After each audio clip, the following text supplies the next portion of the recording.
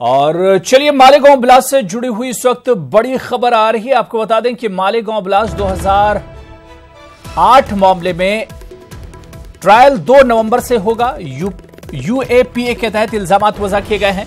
कत्ल और दीगर जराइम के क़वानीन के तहत भी इल्जामात वज़ा किए गए हैं। तमाम मुलजिमीन पर दहशतगर्दी की साजिश के इल्जामात वज़ा किए गए हैं। तो इस वक्त की बड़ी खबर आपको बता दें कि मालेगांव ब्लास्ट 2008 मामले में ट्रायल अब इस पूरे मामले में 2 नवंबर से शुरू होगा। और इसके अलावा यूएपीए के तहत इल्जामात वज़ा किए गए हैं। कत्ल और दीगर जराइम के क़वानीन के तहत भी इल्जामात वज़ा किए गए हैं। तमाम मुलजिमीन पर दहशतगर्दी की साजिश के इल्जामात वज़ा किए गए हैं। तो आपको बताते चलिए इस वक्त की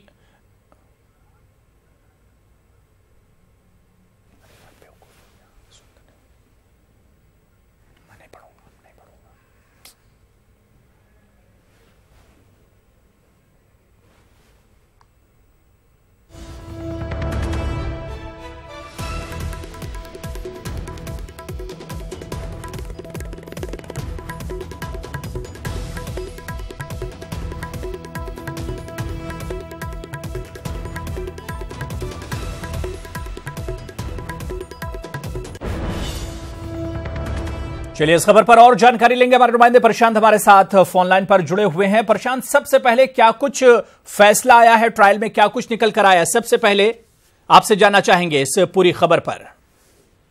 जी बिल्कुल, देखिए मैं आपको बता दूं कि आज जब अदालत की कार्रवाई 11 बजे शुरू होनी थी तो 7 आरोपी में से एक आरोपी ने याचिका करते हुए गुजारिश की कि 1 बजे का समय तय किया जाए, क्योंकि एक अदालत में पहुंचा जाएगा। हालांकि 1 बजे समय तय किया गया। जब 1 बजे का समय आया तो सभी 7 आरोपी, मैं आपको बता दूं, प्रज्ञा सिंह ठाकुर, कर्नल पुरोहित, समीर कुलकर्णी समेत सभी जो आरोपी हैं 7, वो कोर्ट में मौजूद थे और उनकी बातें जो है अदालत ने सुनी। और साथ में अदालत ने इस बात को स्पष्ट कहा कि इस मामले में यानी मालेगांव ब्लास्ट 2008 मामले में 7 आरोपी यूएपीए के तहत इनके ऊपर मामला आरोप तय किया जा रहा है। साथ ही दहशतगर्दी का आरोप इनके ऊपर तय किया जा रहा है, हत्या का आरोप तय किया जा रहा है, साजिश की तैयारी जो उन्होंने की थी उस तरह का आरोप तय किया गया। यानी कुल मिलाकर देखा जाए कि 7 आरोपियों पर अब यूएपीए के तहत ट्रायल जो है 2 नवंबर से शुरू किया जाएगा। इसका फैसला आज एनआईए कोर्ट ने कर दिया है।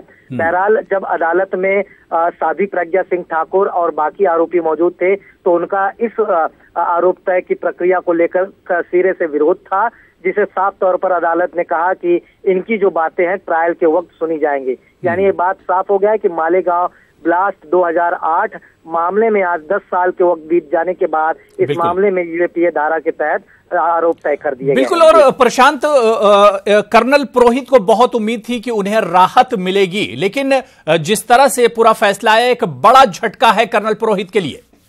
जी बिल्कुल, देखिए अगर कर्नल पुरोहित के पूरे शेड्यूल को उठाकर देखा जाए इस मामले में तो सबसे पहले कर्नल पुरोहित ने यूएपीए हटाने के लिए बॉम्बे हाई कोर्ट का दरवाजा खटखटाया था।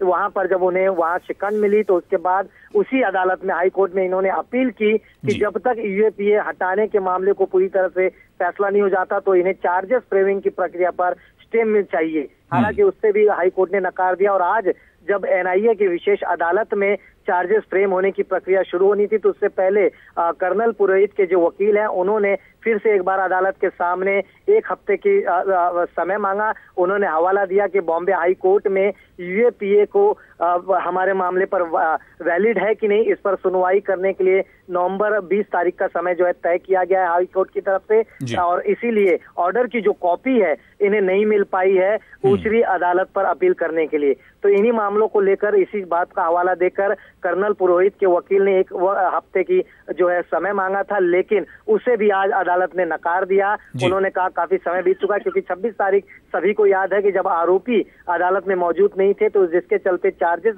फ्रेमिंग की प्रक्रिया को आज के लिए पोस्टपोन किया गया था और अदालत ने आज कड़े रुख अपनाए थे और चार्जेस प्रक्रिया को आज पूरा करते हुए यूएपीए धारा के तहत सभी आरोपियों पर आरोप तय किए गए हैं आज। बिल्कुल प्रशांत, एक चीज और समझना चाहेंगे, क्योंकि 2 या 3 दिन पहले जो सुनवाई हुई थी उसमें कई आरोपी और जो मुलजिम हैं वो अदालत नहीं पहुंचे थे। और इसके अलावा कई मुलजिम ऐसे थे 2008 धमाके को लेकर जो कि जमानत पर थे। क्या सारे आरोपी पहुंचे थे सुनवाई में कोर्ट? जी बिल्कुल, देखिए मैं अगर एक पूरा आपको शेड्यूल बताऊं इस पूरे मामले का, तो इस मामले में कुल 13 आरोपी हैं, जिसमें से 2 अभी भी फरार हैं, जिनकी गिरफ्तारी अभी तक नहीं हो पाई है। 11 आरोपियों में से 3 आरोपियों को जब कार्रवाई शुरू हुई थी मालेगांव बम धमाके की, तो उसमें से 3 आरोपियों को बरी कर दिया गया था और 1 आरोपी को आर्म्स एक्ट के तहत उसका मामला ट्रांसफर कर दिया गया। बचे ये 7 आरोपी जो जमानत पर बाहर थे, सातों के सातों, और 26 तारीख को सातों को आरोप तय करने की प्रक्रिया में अदालत में हाजिर होना था, लेकिन साध्वी प्रज्ञा सिंह के वकील की तरफ से याचिका दी गई कि उनकी तबीयत ठीक नहीं, अदालत नहीं आ पाएंगे। साथ ही कर्नल पुरोहित ने अपनी याचिका दी कि हाई कोर्ट में उनकी सुनवाई चल रही है, जिसकी वजह से उनके पास समय नहीं है। और बाकी अन्य जो आरोपी थे उन्होंने भी अपनी बातें जो अदालत के समय सामने रखी थी, समय की मांग की थी। बहरहाल पिछली सुनवाई में अदालत ने आज का डेट तय किया था और ये स्पष्ट कर दिया था कि अगर कोई आरोपी आज के दिन कोर्ट में मौजूद नहीं रहेगा तो उसके खिलाफ नॉन अवेलेबल वारंट इशू किया जाएगा, क्योंकि ये आरोपी बेल पर बाहर है, ना कि पुलिस की हिरासत में। और अगर चार्जेस फ्रेम की प्रक्रिया में वो नहीं आ रहे तो आरोपी है कहाँ, कहीं वो फरार तो नहीं गए? ऐसे कई सवाल जो है सामने खड़े हो रहे थे, जिसे लेकर अदालत ने रुख खड़े किए थे और कहा था कि अगर आरोपी मौजूद नहीं रहेंगे चार्जेस फ्रेम की प्रक्रिया के वक्त, तो चार्जेस फ्रेम की प्रक्रिया पूरी नहीं हो पाएगी और जो आरोपी मौजूद नहीं रहेगा उसके खिलाफ नॉन अवेलेबल वारंट जो है इशू किया जाएगा। और उसी बात को ध्यान में रखते हुए आज सभी आरोपी भले से देरी से लेकिन कोर्ट में मौजूद रहे और सारी प्रक्रिया जो है अदालत ने पूरी की है। और जिस तरह से मैंने कहा कि सभी आरोपी यानी 7 आरोपियों के ऊपर यूएपीए एक्ट के तहत आज आरोप तय कर दिया गया है। चलिए, बहुत बहुत शुक्रिया प्रशांत हमारे साथ जुड़ने के लिए इस खबर पर हमें अपडेट